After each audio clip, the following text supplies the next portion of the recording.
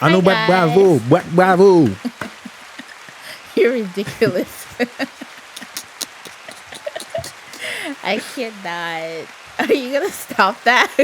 Well, say what you was gonna say. Oh my god. Hi guys, and welcome back to another episode Welcome back. at Welcome the back. Uncommons channel. Oh my god. What happened? My tongue just touched that by accident. What are you doing? I was going like this and it might. Anyways, moving on. Are you gonna stop that? Yeah. Welcome back. If it's your first time joining us, welcome to the Uncommons. My Welcome name is back. Blandine, and this is Josh. And if you're a returning member, thank you for continuing to support us and watching our videos and all of that good stuff. We really appreciate it. I was. You sure? Yes. I saw you glance at the No, screen. I was looking at Okay, the. okay. It's okay. Gosh. We have a screen now, so we can see ourselves. I don't want her to look at the screen. I'm not. I'm looking. I keep going back and forth. You know what? Whatever. Okay, go ahead. Whatever. So how was your week? My week was trash. Wow. Okay. Matter of fact, I'm about to start making shirts that says my week was trash already. Because when is my week not trash? We should have that. I should have. For our I should have. podcast. That's my saying. For the podcast though. For me. For the For pod. me. Anyways, why was your week That's trash? crazy. So the past few weeks has been the church anniversary, so we've been celebrating that. We've been celebrating that. 12 years in the making. Woo, woo, woo, woo. So yeah, we've been celebrating that. But it's been tough because I'm trying to take on a role that I've never taken on before. And me being this youth advisor, leader person, it's harder than I thought it would be. Not because like I can't do anything, but because I can't do anything. Really, really because the reason I'm saying that is because there's things that I see that I can do to get done, but like you have to run it through so many different people just to get it done, and then they're not really gonna understand or see the vision of the thing that you want to get done. So then it's a lot of pushback, and my dad called it resistance. So yeah, I'm just trying to deal with that. And then I got into an argument with my mom because there was a night where you were leading and you didn't know what was really going on in the schedule. And all of a sudden, my mom is like she's like the music leader for Gupdam, for the women ministry. So she leads them when they do like a song or whatever. She's like their musical genius, like Kanye. There's a lot I have to say about that too. We're gonna get to that. But so yeah. And she just assumed that every time we have revival for our church for anniversary, she assumed that she can go on stage. And I told her you were wrong in that. And I literally just came to her and I asked her that question. She said, "Why you ask me that question? I'm not appreciate that." That's her words. "I'm not appreciate that. Why you ask me that question?" Wait for her glass. Because I need to. Because this is why my week is trash. So then I've been beefing with my mom about it. But I'm trying not to, because I ended up getting mad because the words that she was saying to me, she was like, "Don't let other people cloud your judgment or to say," because she's like, "Oh, you never said that to me before. You never asked me them type of questions. Why all of a sudden you asked me that question?" I'm like, "Because y'all made me do this role that I wasn't sure that I should do, because I already knew that there was gonna be some pushback from me being in that role." So yeah, beefed with my mom about that, tried to talk to my dad about it. My dad was just like, there's just certain things in the local church that you have to deal with. Like, there was, as he was telling me that, he was telling me this at probably like 1 a.m. because we got back.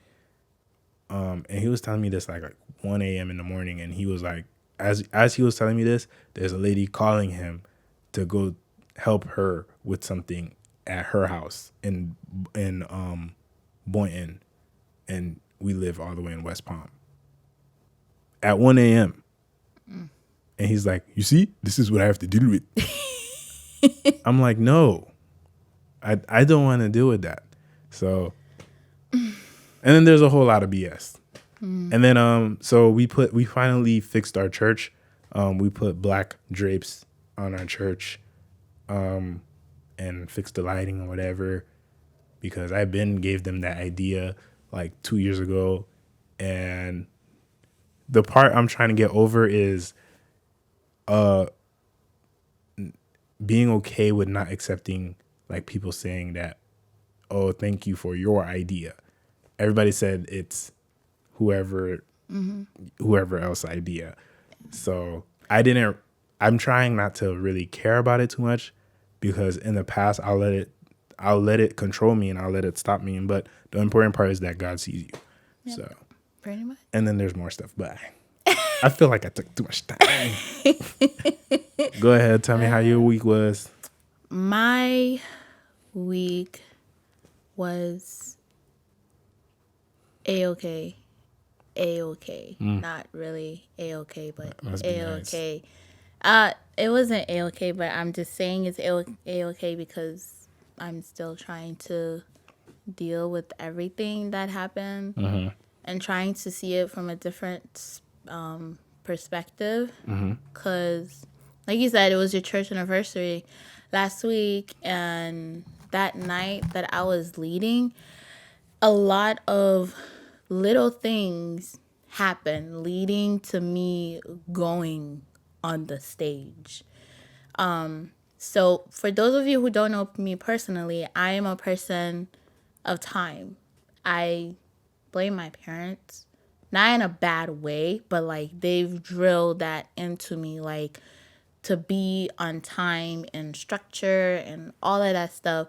So a lot of things leading up to me going on the stage to start the service just like completely threw me off. And I really was trying not to let it affect me as a worship leader, leading a service, trying to bring people to God through his songs and all of that. And the whole time I was on the stage, I was fighting back tears and all these depression, emotions, and all of that stuff. And then I know for a fact that service could have been better. But because I was dealing with all of those emotions, it held me back a little bit. And even my mom told me, she was like, oh, it's a revival, it should have been more upbeat and all that stuff. And I was like, that's what I was going for with, sorry, I just choked on my spit. When I chose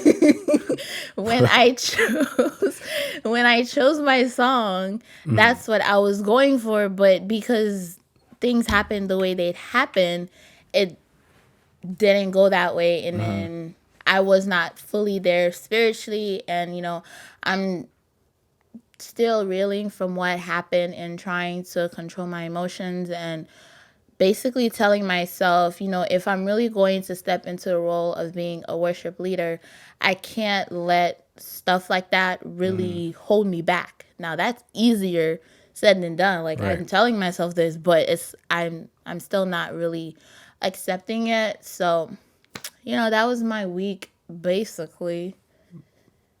That was one day. That was one day, but that whole week I was that really It just beat you up. It did. It beat me up and it led over to the weekend. And yeah, I've been trying not to think about it as much because it just brings a lot of bad emotions and it makes me want to quit being a worship leader. And I'm really not I don't want to because I love being a worship leader, but it's, it's Right. kind of tough. Right. But So for me, can I tell a story? Should I say? I don't know what you're going to say, so I can't answer that question. I'm talking about the jump story with the mics. I mean, I already said it. All right, cool. that's your church, so it has nothing to do with me. No, I didn't know how you felt. I was just okay. Anyways, so one of the things that made me mad because I had this conversation literally Sunday, that Sunday, and you led on Wednesday night. I had this conversation with the pianist that he just needs to vocalize whatever problems that he has or something that he sees is not right or shouldn't be where it should be. He just needs to vocalize it. His problem is that he's afraid of how people are gonna react or how they're gonna feel. And I told him, stop. You can't be you can't put all that on you if they take it the wrong way. Like at the end of the day, there's a reason why you're saying what you're saying. Mm-hmm. And I told him, at least for the youth actually understand. So if you tell them like, hey, you can't do said thing because the problem was you came early and Alex came early, and then she needed help to set up all the microphones and all that stuff, and she's by herself. So you try to lend a helping hand. Granted, like if you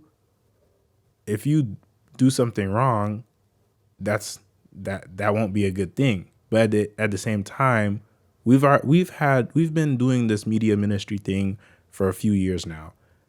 And we always say, come before all of the worship leaders, all of the musicians, set up everything and make sure that everything is ready to go.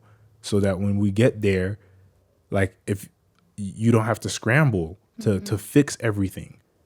Because it looks crazy when you're trying to fix everything on live TV. So we always have that conversation now. We always tell them like, yo, try to get here early. Do what you can to get here early. Make the certain sacrifices, especially for a revival night. Try to make the sacrifices to get there early. But nobody came on time. So then all you did was try to help. Now, was he wrong for saying don't do anything? Don't touch the mics, whatever? No. But he should have told you to your face instead of going to somebody else to go tell you the problem. And that I didn't want to talk about it, but since you brought it up, you see, that's why I asked you if you want to talk about it. But you talking about no, I don't want to talk about it. It's whatever. And my other thing that I did have an issue with is the fact the only thing he said was, if you're not part of the media team, you shouldn't be touching the media team stuff, which I'm perfectly okay with. I don't want to be dealing with that stuff. Right. I only want to worry about my field, which is being a worship leader. And, that's all he said. Like, he didn't say, oh, next time I'll make sure I come early or before you come to make sure all these stuff are set up so you don't even have to worry about setting it up yourself. Like, he didn't even take into account of the reason why I even had to do that. Mm-hmm. Like, that's what really made me upset. It's not even the fact that he told somebody else to tell me, but it was just the fact that he didn't even realize where he was wrong himself. Mm-hmm. But anyways, whatever. It is what it is. Yes. Another thing that's going on is this war. I told myself I was going to do more research on it before I got here. Well, I mean, I didn't really do research. I'm honestly going based off the news, like some stuff I've read throughout, but just basically what Russia is doing to the Ukraine. All I know is that bombs were thrown. And bombs are thrown. And people caught it. people caught it. That sounds so insensitive. But I really want to give. That sounds Sorry. so I'm sorry. insensitive. I just heard what I said. Yeah, but I do want to give props to the Ukrainian president because he's staying behind. He's like to fight with his people. You know, I just wanted to. He's say, fighting. Yeah, like he's fighting with his people against Russia. What else can you do? No, like he's up front, like physically in the fight. Not Like he's shooting back. I believe so. Don't quote me on that. Do your own research, but I believe so. I just want to say that so I don't be coming. So allegedly, okay, he's out there. Yes, he's staying back flies. because the United States wanted to send like their people to take him out like of Ukraine, but he said no, that he's gonna stay with his people. So that's very brave. Ride or die. If you get me, you get me. Oh, so insensitive again. How? It just sounds insensitive. Let me know if that's insensitive. Maybe I need to calm down. All right. Yeah. Let me calm down. And then you can put the applause. You can start putting it. Wait, for what? He's finally starting his business. He's finally going to take it serious. Do me a favor, please. Get out of here. So yeah, that was the other thing that happened among my trash week. For the past however many, I think since the beginning of last year, I have not been feeling like, because apparently I'm supposed to be this entrepreneur guy. I don't like it. I don't like doing crap, and I don't like being in competition. And I've been realizing that I've been helping a lot of other people instead of helping myself or doing things for myself.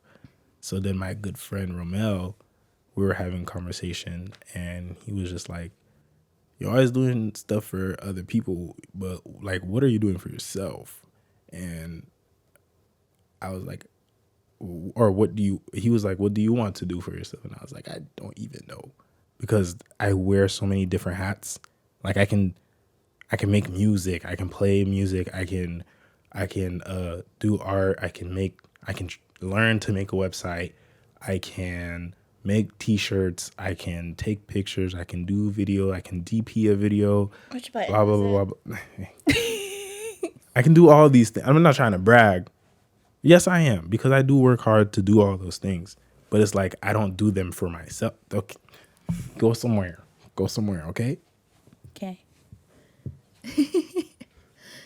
Continue. Anyways, I don't even know what I was saying. You wear so many hats that you don't But yeah, even know I still don't know what I was saying. where Anyways, to start. I just don't know what I want to do for myself.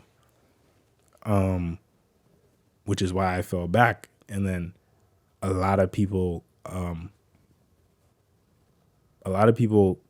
not a lot of people, but people that I were helping went above me, and I just went downwards instead of climbing to the top. And I was above a lot of people, and people tell me like I'm talented, but it's like, you're not a worker like that, because you'd rather help somebody else. And a lot of stuff I was doing for free, because that's just how much passion I have for what I was doing. I was doing a lot of stuff for free. And then I realized, bro, I have way too many excuses. I already knew that, but Romel kept telling me like, I had excuses too. So what? Like, you can get out of it, because he was in that predicament where he wanted to quit. And I was there for him when he wanted to quit. And I was trying to be like, you can't really quit. Because I put a lot of my money into it too. He put a lot of his money, more money than I did, but I put a lot of money of my own money to get popping or do whatever. I was spending a lot of hours at a studio, and then that studio closed, which I'm still upset about, because now I got to go all the way on a 45-minute drive to go to a studio, which sucks, but it is what I got to do. What I got to do. So yeah, I'm Romel gave me a good pep talk. Shout out to Romel. Lamore Visuals. I give him a clap. Shouts out to you, bro. I appreciate you. I respect you so much. I know you're gonna watch because you do support. But yeah, I just want to let you know I respect you. I appreciate you a lot because not many people. I mean, you've done it, but like he slapped me in the face with it, and not many people are gonna keep it real like that. I've slapped him in the face okay, multiple times as well. That sounds like abuse. But he doesn't want to listen to me. It's not true. It's not that I don't want to listen to you. It's easier to give you the excuse. It's easier to just be like, but I got this going. I got that. Okay, it's easier to give that you the for excuse. next time to not. I probably shouldn't have said that. I'll remember that for next time. But yeah, I respect you, bro. And I love you. Don't do that. Don't do that. I'm gonna cut that out. You do it too much. But yeah. So now, like, I've been thinking throughout the week, even though it's been a hectic week. I was supposed to go to a shoot. I totally forgot about it. But I'm gonna try to go on more shoots this year because when I say I fell back. Like, I haven't been really wanting to put myself out there like that anymore. But I'm gonna start promoting myself and promoting stuff that I want to do. I'm gonna start my own YouTube. I'm gonna work on it with Ramel on Saturday. Whoop, whoop. But for right now, I'm coming up with ideas. I'm sorry. I'm gonna stop. You can, I guess. Anyways, and then there's some other stuff that I want to work on, but I'm not gonna say it yet. I'm gonna talk to Romel about it to see like if this, because I'm not gonna lie, I can't make it by myself. Without Romel has this saying, I ain't gonna cuss, or I guess it's a cuss word, but without my niggas ain't no me. Oh Lord, okay. And it's true. Like, without your friends, without your people behind you, there's no you. That's true, because you can only do so much by yourself. Right. There's so many things that you cannot achieve without the help of others. But you also, like, I have to start realizing to take the help, because I'm so fortunate and blessed. Like, I have access to a lot of equipment, but I just, for some reason, I feel like I can't use their equipment because for whatever stupid reason, but I let them use my equipment all the time. And Romel was like, bro, you can use this big $20,000 camera if you wanted to. Like, you can use the office space to do whatever. And I'm like, I'm gonna shut up because I know I can.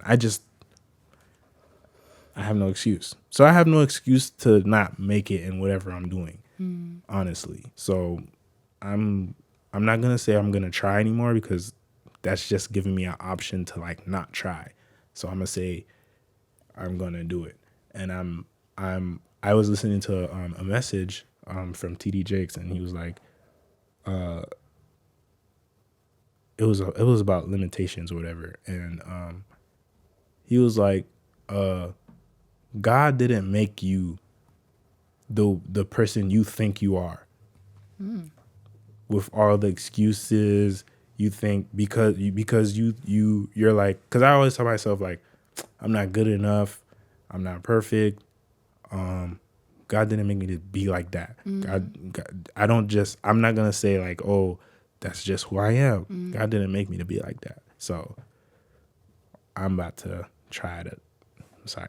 I'm gonna turn up. Yes. Anyways, I don't expect that you did that. Did what? You didn't have to bring that up. I guess I did. I know. Maybe I want I to tell told that you on my own time. Oh, please. So You didn't tell me you were gonna say that. I did. I literally wrote it down, and I told you earlier. I was like, I'm writing this down because I know you're gonna be like, oh, I forgot to say it. So I wrote it down so I could say it myself. Exactly. Appreciate you. Before we get into the core of today's episode, Right. which is drumroll, please. I don't have that. I should have put that in there. Haitian parents. I don't know why I said it like that. Shut up. So before we get into that part of the episode, we're going to go into our commercial break and we will be back. Hey guys, welcome back to another video at the Uncommons. Today's video will be about the new website. As you can see, we did a lot of upgrading. It is more user friendly. I had an amazing photographer who did my niece and I pictures and it came out bomb. The episode page is still the same. The website is actually www.theuncommonssllc.com now, so it is no longer .club. Yes, I know. That was very weird for it to be .club, so now it is .com. The episodes page is still the same, and merchandise is actually available for purchase now, so get it while it lasts, guys. And if you ever have any questions, you can always contact me on my website. I am always available. And until next time, guys, stay safe. I'll see you on the next episode. Yeah, so before the break, told you guys that today's episode topic is Haitian parents. And on our last episode on Job series, Yes. where I had my little sister on air, Yes. and Shotty went on a rant. Yeah, she was ranting. And I did say that I was going to continue that episode because that episode needed its own full episode. Right. Yeah. So that is what we're doing today. Haitian Parents Part 2, because we talked about this where Kiki and Stacy was on here. It was probably from season 2 or season 1. Mm-hmm. But that one was mainly like the Haitian church. So it was. Yeah, because we're talking about spilling the tea on the Haitian church. So I guess it's not part 2. So I guess this would be part 1. Part 1, because there's like so much. There's so much to say about the Haitian community in general. So this is just a chunk of Haitian parents because there's so much you can say about them. Mm-hmm. And so the first thing we're gonna touch base on basically is our upbringing being Haitian. Like, I feel like for me, being raised as a Haitian in Haiti and then here in America was different. And I can see it with my younger sister. When I was growing up in Haiti, my parents were very, that tough love that they beat say. You up type tough stuff. Love. And then when I came here to America and then my mom had my little sister, and then I see they're basically coddling her. I don't know if I'm saying that word right. Coddling? Coddle? It's CODDLE. I don't know if I'm saying it right. They coddle her. CODDLE. They coddle her. Coddle her. My accent is probably making it sound weird. But I know the word I'm saying, okay? They basically... Coddle? They baby her.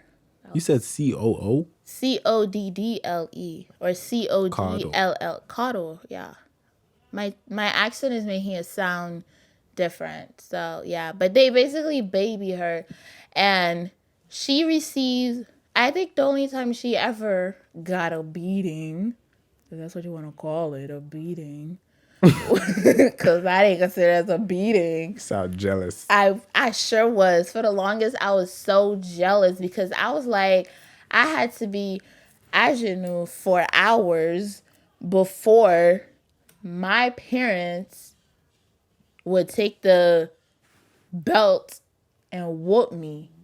And then sometimes it's not even the belt, it's a iguaz or whatever they could You find. got beat with an iguaz? My parents dreamed to beat me with an No, iguaz. I always got tell all me. of them. And I also, it was mainly with my siblings. They got that. Especially my brothers. But yeah, but for my little sister, she only had one beating her entire life. Entire life.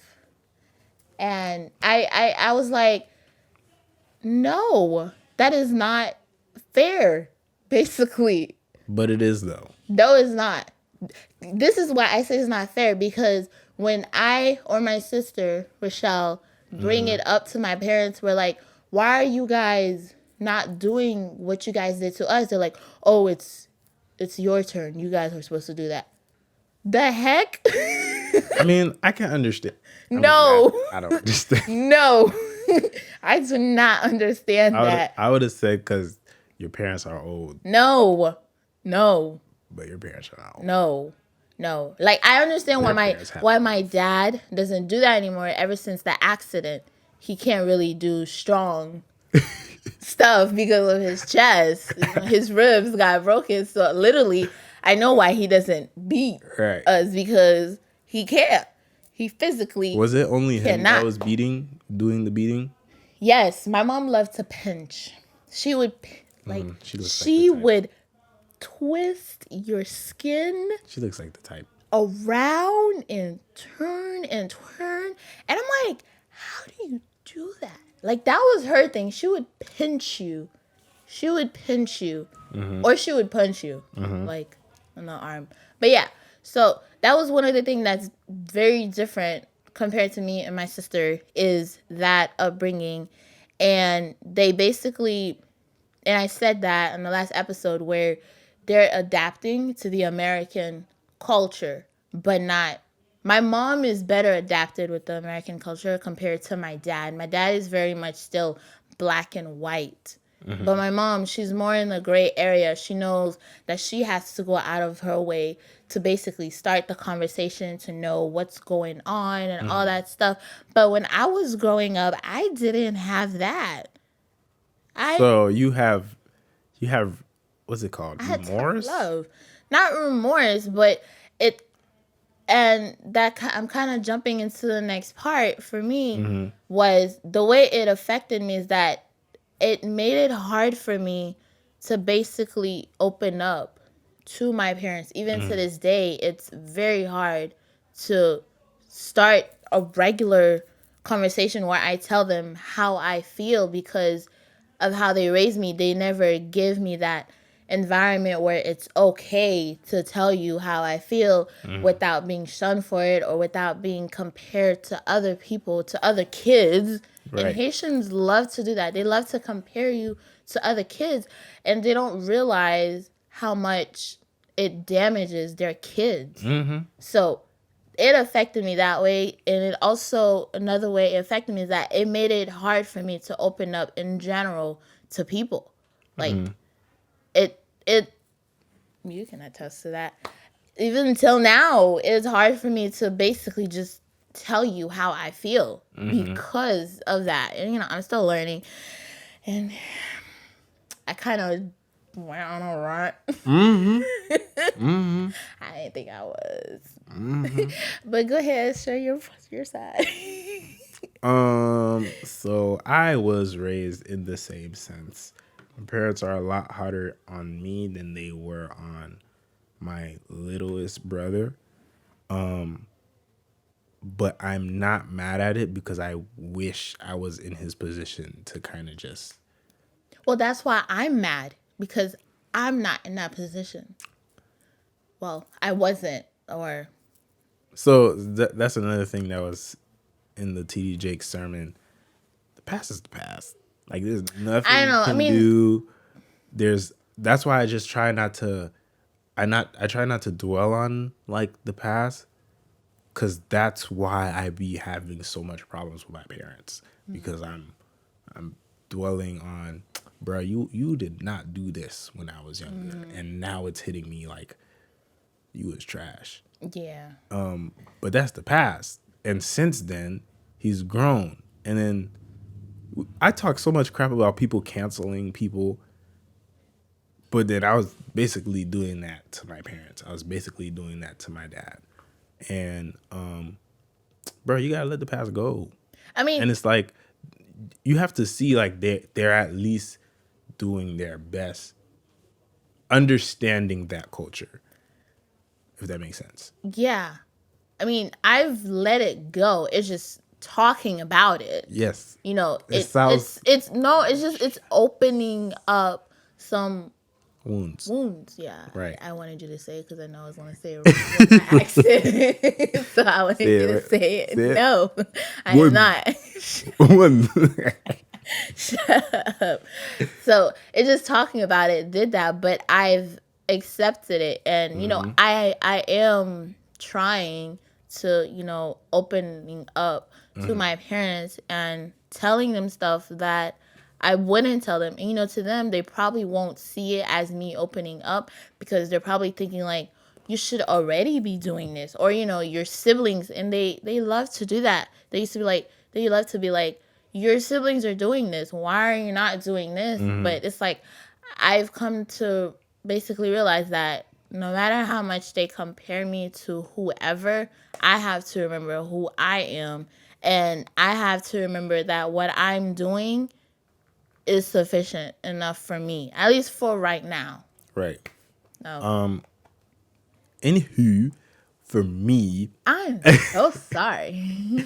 for me, I was in that tough love situation, to the point where I remember this vividly. In second grade, my dad brought me to school, but I was failing, but I didn't understand what that meant. Like at that age, I didn't understand what that meant until like sixth grade, like what failing is, what grades are, doing your homework. Like I didn't really understand that, but I didn't know that I didn't understand that. So then I went to the school, and my dad stayed. I'm like, okay, cool. That's my dad. Everybody gets to see how cool my dad is, because he's cool when he wants to be, before the stress. Even though now he tells me that back then he was stressing a lot, but I was okay with him being there. And then the teacher was like, okay, guys, it's time to turn in the homework. I didn't turn in the homework. Cat. And back then, damn, I might sound old. I don't know if they have this now, but back then it was a cubby under the desk. That you would pull out? No, Or... no, it's just like it's a desk, and then under the desk is like a space where you can put stuff. Well, I went to school in Haiti, so I don't know what you're talking about. I mean, 90s kids will know what I'm talking about. I mean, I am 90s, but half of... 90s kids in America. Okay, sorry. Yeah. Whatever. Continue. Anyways, so I don't know what homework she was talking about, because I go to school, and I had Haitian parents that only at the time spoke Creole, and they didn't really speak English that well. My dad did, but like he's not talking to me at home in English. So then I try to look for the homework in the desk, and I didn't know it was in the desk because I didn't remember where I put it. I'm just a kid. So I pull out the homework. My he's sitting right here. He's sitting like right next to me, and my dad sees it, and then he's like, "Why it's not done?" I'm like, "I don't know," and he slaps me in front of everybody. What? And then this one kid that used to bully me, That just gave him more fuel to bully. Dang. They gave him more fuel. But my dad didn't understand, like, I don't think he still understands that to this day, that was embarrassing. Wow. So ever since then, I had beef with my pop. Wow. I thought you would have said he would have pulled you out to the hallway. No, To they were tooth moon. cat. Give me a nice boom. And then I was like it would look like abuse. Yeah. It would look like abuse. Miss Reggie, that was her name. Yeah, I mean, And she didn't say nothing. I don't know, because back then the rules were different. Like you can beat your kids. Yeah. And it seemed like she was okay with it. So I was trying my best not to cry because the bully's already looking at me, and my dad don't know that he's a bully. And then the teacher, it's like she wants to say something, but she's like, man, that's not my place, basically. That's not my place. This is how you have to get trained, because you're not doing your stuff. But I didn't know the teacher had a problem with that. She never said anything to me because I'm just a kid. So yeah, my dad slapped me in the head and then gave me a zuklu, like the one when you go down. Oh, I know. Well, I've never experienced it, but I've seen. Wow. And I never put lotion on, or pomade, so it was just an ashy streak on my head. Yeah, it was bad. It was bad. Oh my. But God. So yeah, that should tell you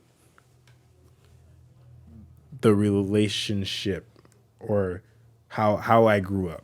It was like that since birth. Well, no, second grade, all the way up until I think he stopped caring when I got to high school. But then that's only because in middle school I finally became an honor roll student. So then he stopped caring. And then high school, I forgot all about that. And my GPA went so low. Yeah. So yeah, that's my upbringing. Yeah. I don't know if that really explained it. I just thought I would share that story to kind of explain the upbringing. Yeah. Because it's not like my dad is trash. Like my dad is in my life, and I'm thankful for that, because my cousin, his dad wasn't even in his life, and then his dad died. So then it was just like he doesn't. It's us. It's us. He doesn't have like his dad or whatever. So my dad's in my life. I can't be mad, but there was a lot of things I was upset about that I wish that they couldn't do better. But right. And I'm not. The reason why I've been okay with basically accepting how they raised me is because I start to think about how they were raised. They were raised in a tougher situation from us. I'm going to say physically, maybe emotionally, maybe, but because of that, I start to think differently. I'm like, okay, they are raising us this way because they were brought up literally in tough love situation, because my dad didn't have the opportunity to go to school. Like, his dad wanted him to go to school, but my grandpa couldn't afford to send him to school. So literally my dad indulged himself with the Bible. So that's why my dad is like, he knows the Bible from front to back, everything there is to know about it, because that's all that he had growing up. And then also for my mom, the way she is about school is because she used to basically walk miles and miles to go to school. So, knowing about these little things kind of, it's like an eye-opener of why they raise us that way. But it's only to an extent, because I'm like, yes, I understand you were raised like that, but you kind of have to, as a parent, I feel like you should be able to take a step back and like, okay, they're not in the same situation. And, they may be going through something emotionally, but they don't take into account that. But so I think because of like the emotion didn't matter back then. You can't really be emotional back then. Like if you got in trouble, They whoop you. somebody else is whooping you. Not even your parents. Somebody Yeah, else especially is whooping you. in And it's not like in you can school. do anything. Yeah, So it's 'cause- like emotion is beat out of you. I feel like I don't know why the people got beat most of the time, but I feel like emotion was beat out of them. So like when Yeah. they come here and they have kids, like that's Why you got ingrained. emotion? Like you know what ingrained means? Like engraved. Like it's they took a little knife and they made little incisions and try to cut. Like that's in them. So yeah, it's hard to undo. Like you can't fix that. I know. It's hard to undo that. For my dad, he had it terrible. His dad, he says it all the time in the church, so I can say it. His dad was gone all the time with different women. I have so many aunties, I still don't know. I got yeah, there's a lot going on. Down low. My dad was my grandpa. Down low. My grandpa was that man. But my grandma was a voodoo something. She was doing voodoo a lot. Yeah. I didn't know that. You didn't know that? No. He said that. Oh, you wasn't. You were there. Maybe I wasn't paying attention. You probably left, but yeah, he said that Sunday. Like he's like, oh, how did I have parents that was in voodoo and I'm in ministry? That's crazy. Wow. Thank God. Blah blah blah. Yeah, he said that on Sunday. But yeah, I don't think my grandma likes it either because she tries to walk out the church. I mean, I don't think anybody would want Them to go the path. Yeah, like I was a voodoo person. Yeah. So yeah, my grandma was a voodoo person, and then I don't even know what that means, voodoo person, but Probably a voodoo priest. probably I don't There know. were voodoo priests back then. I don't know. I don't know if she was a priest though. I should say priestess. Priest, Priest. whatever, one of them.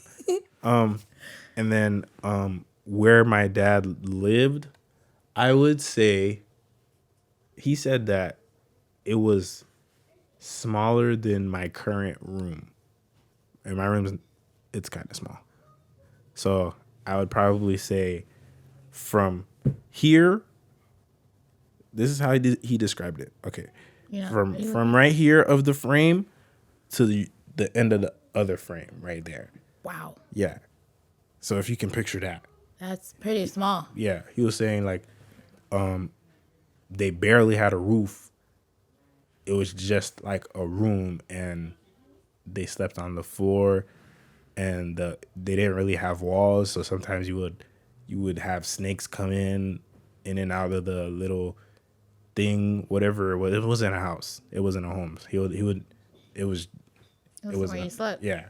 And then he used to wake up like at 3 to go to school. He didn't have a backpack. His backpack was a string. Yeah, because you had to put your books together and tie them up. And then if you didn't have a book, he had to go get some paper and go to like friends and write their whole book. Yeah. That's tough. So as a kid, and he was farming he used to tell me this all the time. You know, at your age, I was farming at 3. They love to do that. Love it. They love to Grimace. do that. It's so annoying. And I always tell him like I'm never gonna because I wasn't for you. You can at least understand a little bit because you was there. Like you were born in Haiti. I was never born in Haiti. I've never went. We were supposed to go and then crap went left. So it's like I'm never gonna because I don't know if we're ever gonna. I don't know if Haiti's gonna get better, but I'm never gonna know or understand where you come from, how you act the way you act. I'm never gonna understand that because I live a completely different life. Exactly. Both my parents are in my life, and I can't hear your mom. I hope they I can't pick it know. up. Me It is what too. it is. But just so y'all know, that's what it is.